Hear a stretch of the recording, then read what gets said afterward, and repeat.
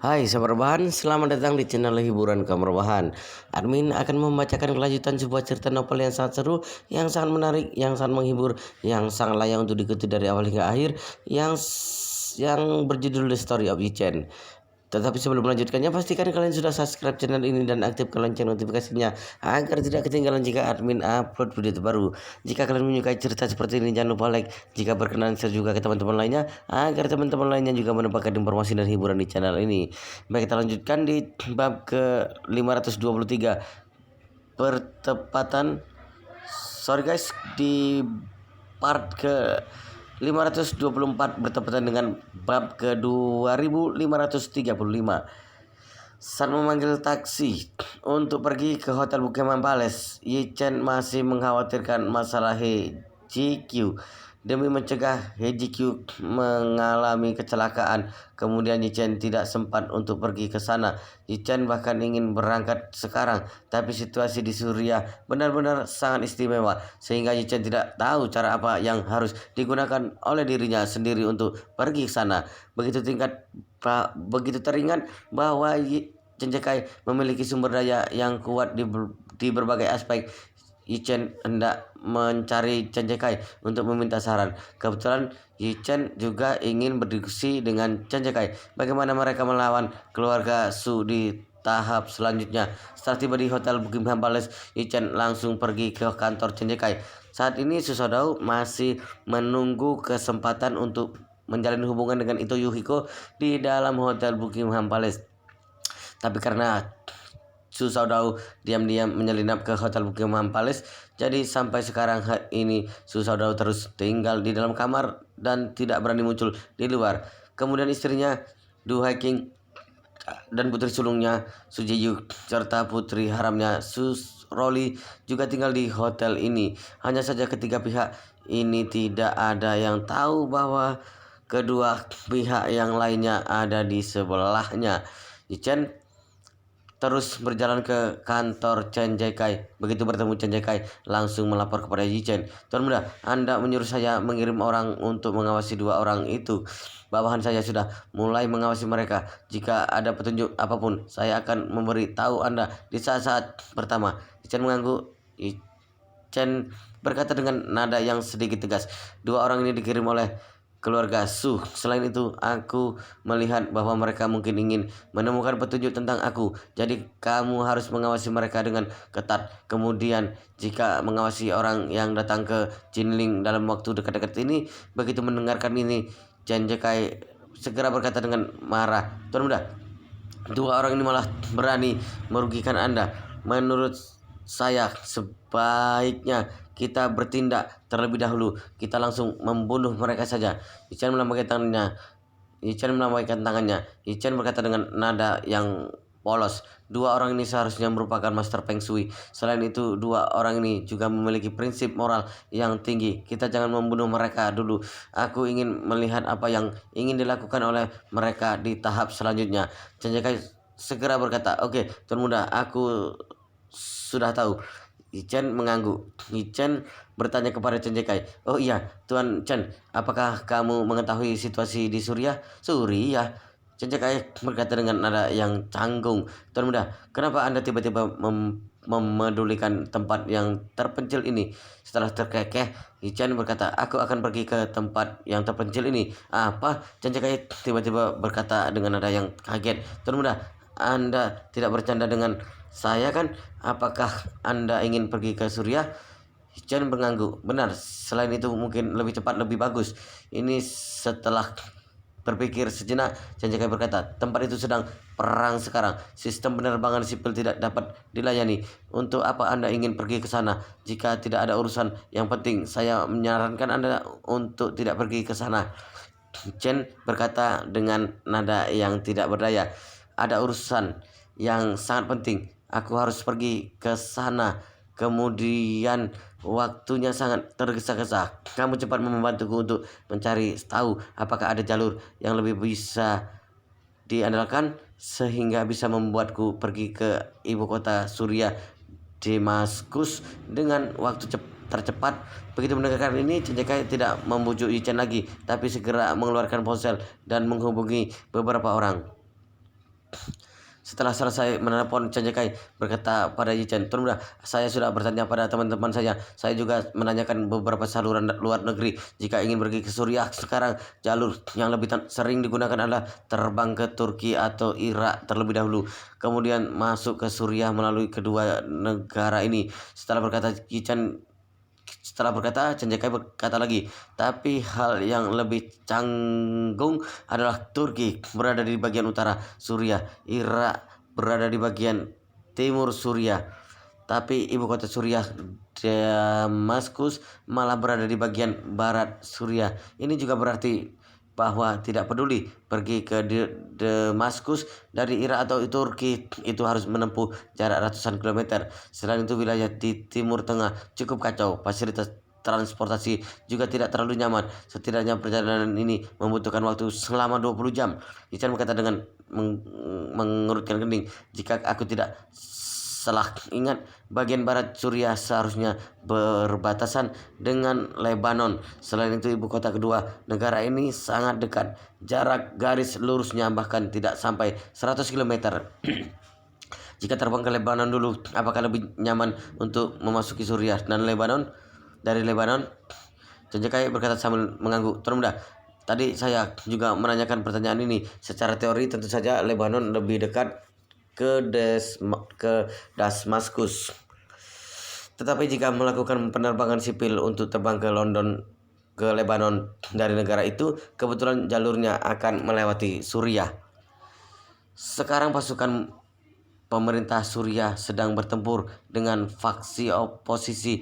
Selain itu, kedua belah pihak memiliki rudal darat ke udara. Jadi penerbangan sipil dari negara manapun sama sekali tidak berani terbang ke wilayah di sana, sehingga hanya bisa melewati putaran yang besar untuk menghindari wilayah Suriah. Sesuai dengan jalur penerbangan sipil, begitu melewati Suriah, jarak penerbangan akan bertambah sekitar 2000 km.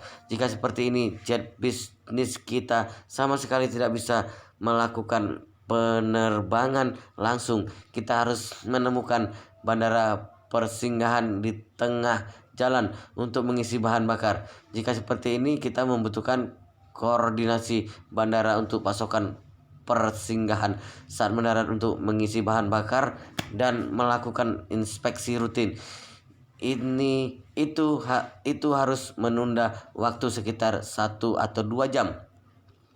Selain itu, setelah tiba di Lebanon, kita masih memiliki sebuah masalah yang besar karena Lebanon terlalu dekat dengan Suriah. Jadi demi menghindari perang, Lebanon sudah menutupi perbatasan negara untuk sementara waktu. Jika Anda ingin pergi ke Suriah dari Lebanon, Anda hanya bisa diam-diam menyelinap perbatasan negara. Ichen mengangguk. Ichen berkata dengan wajah penuh ekspresi tegas. "Bahkan jika ingin diam-diam menyelinap masuk melalui perbatasan negara, jarak lurusnya kurang dari 100 km.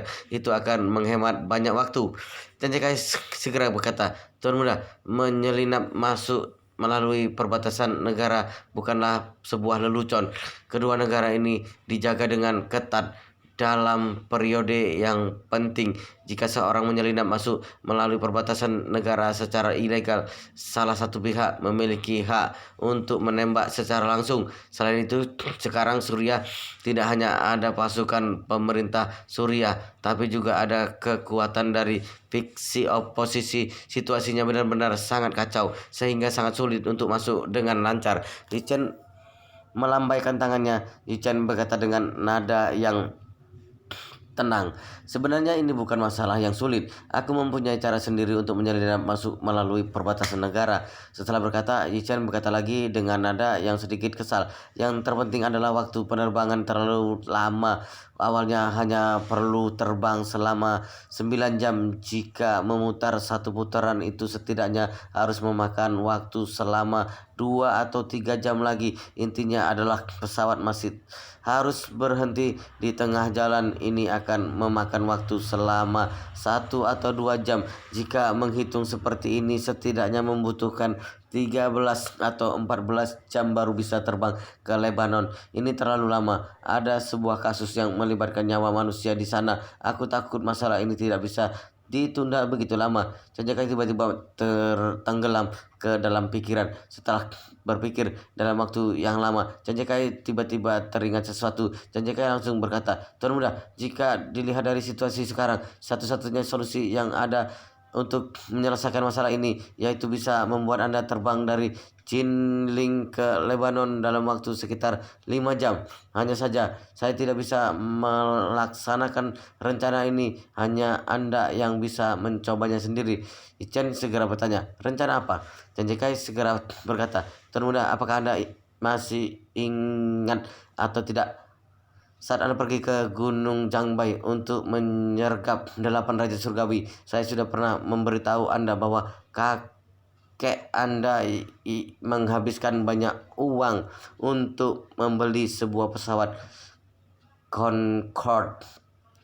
Kecepatan pesawat Concorde lebih cepat 2,5 kali lipat dari pesawat penerbangan sipil. Selain itu, pesawat Concorde yang dibeli oleh kakak Anda juga dimodifikasi dengan ditingkatkan secara khusus untuk mengurangi daya dekung pesawat dan meningkatkan kapasitas bahan bakar pesawat. Pengisian bahan bakar sekali dapat melakukan penerbangan sejauh 10.000 km sehingga tidak perlu mendarat di tengah jalan untuk melakukan pengisian ulang. Pesawat ini bisa mengantar Anda ke Libanon dalam waktu sekitar 4 jam. Pesawat Concorde pernah menjadi satu-satunya pesawat penumpang supersonik di dunia yang benar-benar dioperasikan secara komersial. Bagi banyak anak muda, mereka mungkin tidak mengenal pesawat ini, tapi mau tidak mau harus mengakui bahwa pesawat ini pernah terkenal dalam sejarah penerbangan sipil.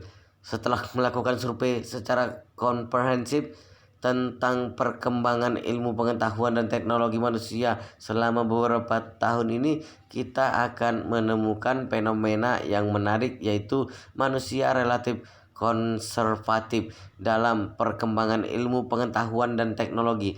Tapi perang dingin dari tahun 1960-an hingga 1980-an malah merupakan zaman keemasan saat ilmu pengetahuan dan teknologi manusia tumbuh dan berkembang dengan liar. Orang-orang pada zaman itu menampilkan antusiasme dan radikalisme yang belum pernah ada sebelumnya di bidang ilmu pengetahuan dan teknologi. Di era daya komputasi komputer tidak sebaik mesin pembelajaran Xiao Bawang. Uni Soviet mengirim astronot ke luar angkasa. Amerika Serikat mengirim astronot ke bulan. Pada era itu, orang-orang kehilangan minat pada pesawat penerbangan sipil subsonik yang biasa, sehingga dengan berani mulai melangkah ke era supersonik. Pada tahun 1975, pesawat Concorde yang bisa mencapai 2 kali kecepatan suara sudah mulai digunakan secara resmi. Saat itu orang-orang sudah menikmati pesawat supersonik dengan kecepatan 2.150 km per jam. Sekarang membutuhkan 2 jam untuk terbang dari Yanjing ke Jinling. Tapi jika duduk pesawat Concorde itu hanya membutuhkan waktu selama 25 menit. Tapi sayangnya, meskipun pesawat dengan merek ini memiliki kecepatan yang sangat cepat, tapi ekonomi bahan bakarnya sangat buruk, sehingga sering mendatangkan krisis ekonomi serta kecelakaan penerbangan yang parah. Pesawat dengan merek ini sudah menarik diri dari tahap penerbangan sipil pada tahun 2003, kemudian menghilang dari dunia. Sampai saat ini, kebanyakan orang bahkan sudah tidak ingat keberadaan pesawat ini, tapi beberapa pesawat dengan merek ini telah dipelihara dengan baik. Kemudian tanpa terkecuali semuanya menjadi kendaraan pribadi milik orang-orang yang kaya. Kakeknya Yi Jong Kwan memiliki satu pesawat dengan merek ini. Pesawat Concorde-nya dibeli kembali dan menghabiskan sumber daya keuangan yang besar untuk transformasi dan pemeliharaan. Sampai sekarang ini, setiap tahunnya masih perlu menghabiskan puluhan juta dolar untuk melakukan pemeliharaan yang mendasar. Yi Jong Kwan menghabiskan begitu banyak uang di pesawat ini, tapi sangat sulit bagi Yi Jong Kwan untuk terbang setahun sekali. Tapi bagi keluarga yang kaya, pesawat dengan merek seperti ini memiliki arti yang sama dengan senjata nuklir di negara-negara besar. Umumnya bisa disimpan di gudang selama beberapa tahun atau bahkan tidak digunakan selama puluhan tahun. Tapi begitu dibutuhkan untuk menangani masalah yang penting, pesawat ini akan segera bisa digunakan. Jadi Chen Jekai baru teringat cara ini selama Yi Jong Kwan bersedia untuk meminjamkan pesawat Concorde ini kepada Yi Chen, kemudian mengantar Yi Chen ke Suriah dalam waktu kurang dari 4 jam. Ini sepenuhnya tidak menjadi masalah. Hanya saja Yi Jong Kwan sangat menghargai pesawat ini selain dirinya sendiri. Yi Jong Kwan tidak pernah meminjamkannya kepada siapapun, bahkan anak-anaknya juga tidak memiliki kesempatan untuk menggunakan pesawat ini. Kemudian Chen Jekai hanyalah juru bicara keluarga Yi di Jining. Chen Jekai bahkan tidak bisa menghubungi Yi Jong Kwan secara langsung. Jadi hanya Yi Chen yang bisa mendiskusikan masalah ini dengan Yi Jong Kwan. Setelah mendengar perkataan Chen Jekai, Yi Chen langsung menjadi semangat. Yi Chen berkata dengan nada yang sangat senang, "Bagus sekali, jika ada pesawat Concorde, kita bisa menghemat lebih banyak waktu." Setelah berkata, Yi Chen segera mengeluarkan ponselnya. Yi Chen berkata, "Aku akan menelpon kakek sekarang. Tidak peduli apapun yang terjadi, aku harus meminjam pesawat ini." Chen Jekai berkata dengan nada yang sedikit khawatir, "Tuan muda, dikatakan bahwa kakek Anda menganggap pesawat ini sebagai kesayangannya. Sampai sekarang ini kakek Anda tidak pernah meminjamkannya kepada siapapun dan juga tidak pernah membiarkan orang lain menggunakan pesawat ini. Yang saya khawatirkan sekarang adalah kakek Anda tidak tega meminjamkan pesawat ini kepada Anda." Ichen berkata dengan nada yang dalam, "Tidak peduli apapun yang terjadi, aku akan menelpon untuk mencobanya." Setelah berkata, Jichen langsung menelpon kakeknya. Setelah berbunyi 2 kali, panggilan itu segera terhubung. Yi Jong Kwan bertanya dengan nada yang sangat senang, "Ichen, kenapa kamu tiba-tiba menelpon kakek hari ini?" Ichen langsung masuk ke topik pembicaraan. Ichen berkata, "Aku ingin meminta bantuan dari kakek." Yi Jong Kwan berkata dengan nada tidak ragu-ragu, kamu tidak perlu begitu sopan dengan kakek. Katakan saja jika ada masalah. Selama kakek bisa melakukannya, kakek pasti akan membantumu." Ichen langsung berkata, "Aku memiliki urusan yang penting, kemudian harus segera pergi ke Lebanon. Dengan dengar-dengar kakek memiliki pesawat Concorde, aku ingin meminjamnya." "Pinjam pesawat Concorde?" Yi Jong Kwan tiba-tiba merasa ragu-ragu. Setelah terdiam sejenak, Yi Jong Kwan berkata sambil tersenyum, "Jahan, Ichen, sebenarnya jika kamu ingin meminjam pesawat pribadi, kakek Mas memiliki satu pesawat Boeing yang sangat mewah. Pesawat itu sudah menghabiskan puluhan miliar untuk melakukan pembaruan. Tidak berlebihan jika mengatakan bahwa pesawat itu merupakan istana di langit. Bagaimana kalau aku meminjamkan pesawat itu kepadamu?" Ichen berkata dengan nada yang tegas, "Tidak, aku hanya ingin meminjam pesawat Concorde." Yi Jong Kwan menghela napas. Yi Jong Kwan berkata, pesawat itu benar-benar terlalu tua. Pesawat itu diproduksi pada tahun 1985. Sejujurnya umur pesawat itu jauh lebih tua darimu. Kamu juga tahu, semakin tua umur sebuah pesawat, maka semakin tua, semakin tidak aman." Yi Chen tidak menyangka bahwa Yi Jongquan menghindar tanggung jawab dengannya.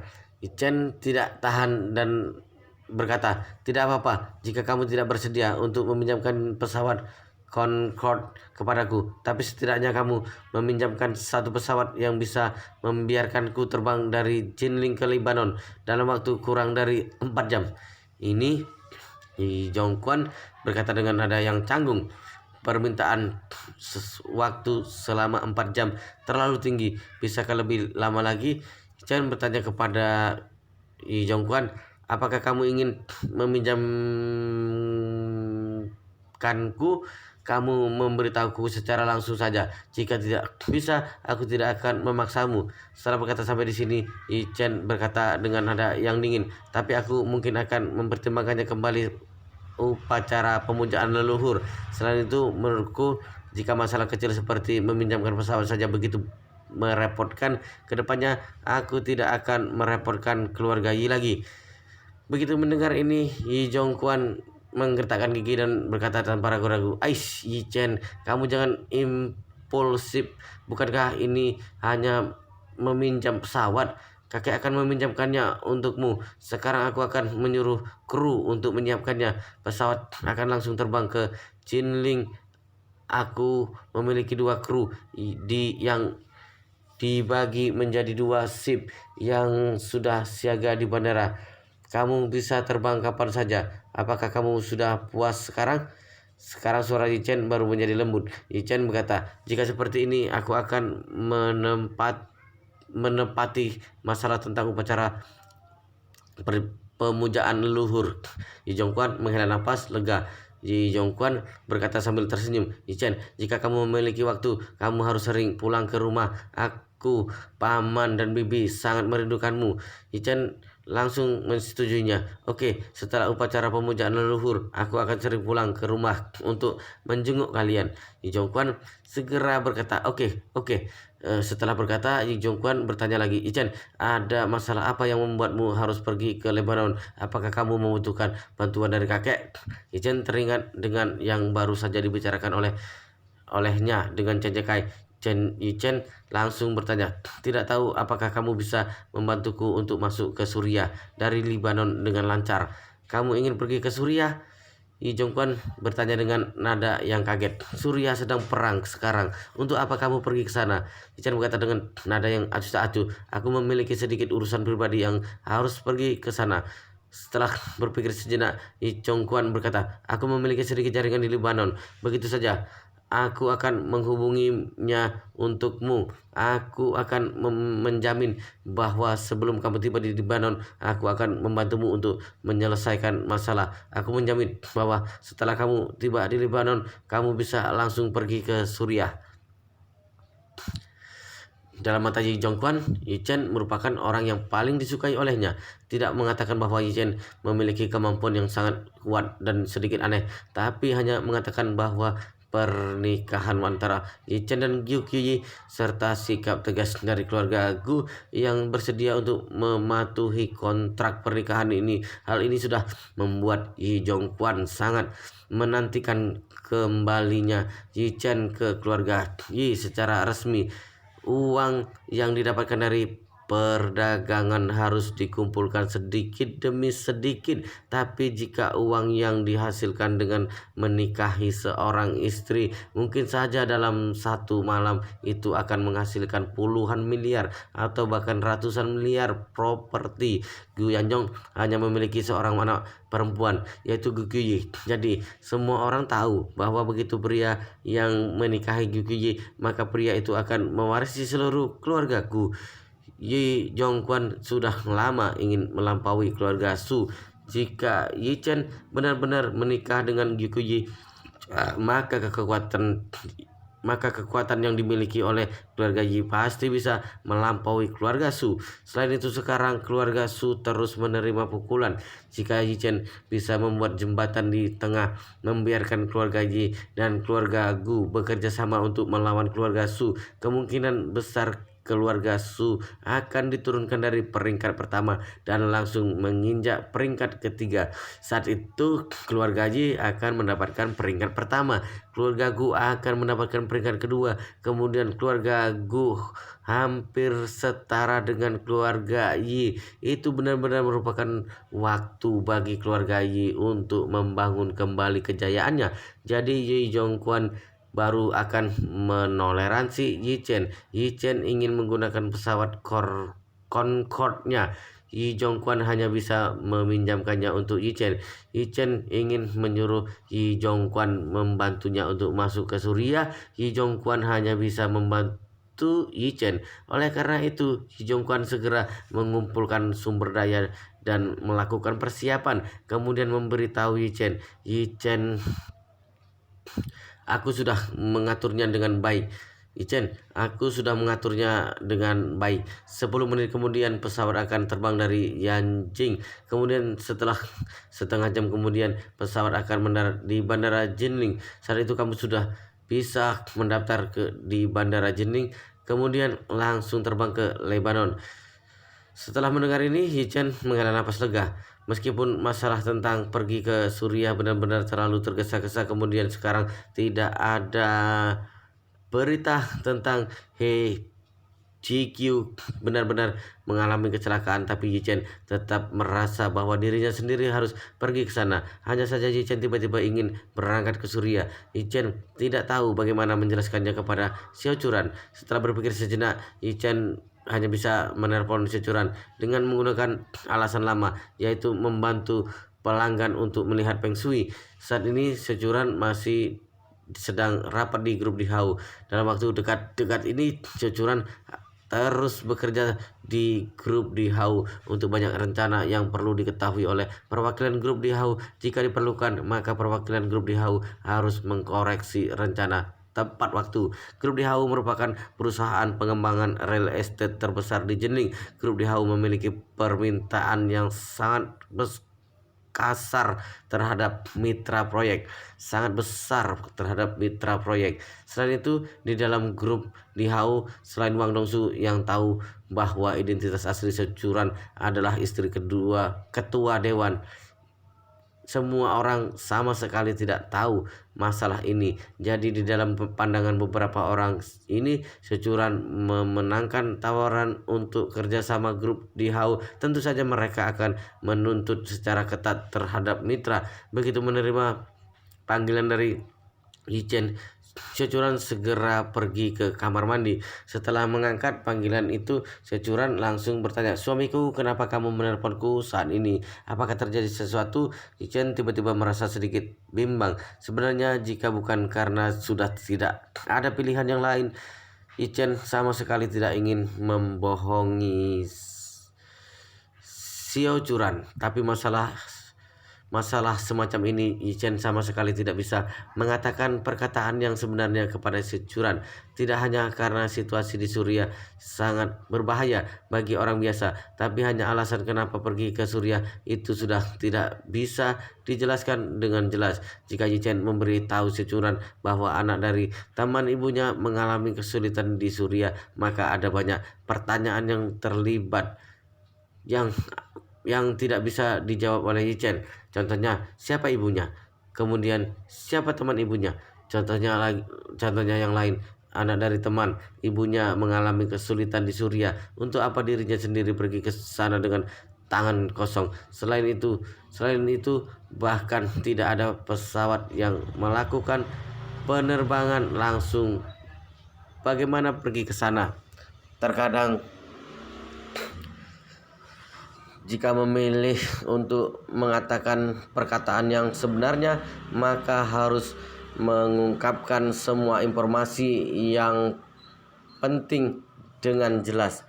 Kalau tidak, lebih baik membuat sebuah alasan yang palsu. Begitu memikirkan ini, Yichen hanya bisa berkata, "Istriku, begini masalahnya. Aku memiliki seorang pelanggan yang ingin menyuruhku pergi ke luar kota untuk melihat Feng Shui di sebuah rumah. Kebetulan pelanggan itu tertarik dengan sebuah villa bekas yang dijual cepat. Jika tidak ada masalah dengan Feng Shui yang dilihat olehku, pelanggan itu akan langsung membelinya. Cecuran bertanya pada Yichen, kamu ingin pergi ke luar kota? Berapa lama? Setelah berpikir sejenak, Yichen berkata, jika cepat aku bisa kembali besok, tapi jika lambat mungkin membutuhkan 2 atau 3 hari. Wow, luar biasa sekali guys, ceritanya sangat seru, sangat menarik, sangat menghibur, sangat membuat kita penasaran jika tidak mengetahui cerita kelanjutannya. Tetapi sepertinya di bab ini sampai di sini dulu, dan kita akan lanjutkan di bab berikutnya di video selanjutnya. Pastikan kalian sudah subscribe channel ini dan aktifkan lonceng notifikasinya agar tidak ketinggalan jika admin upload video terbaru. Jika kalian menyukai cerita seperti ini, jangan lupa like, jika berkenan share juga ke teman-teman lainnya agar teman-teman lainnya juga mendapatkan informasi dan hiburan di channel ini. Baik, kita lanjutkan di bab berikutnya di video selanjutnya.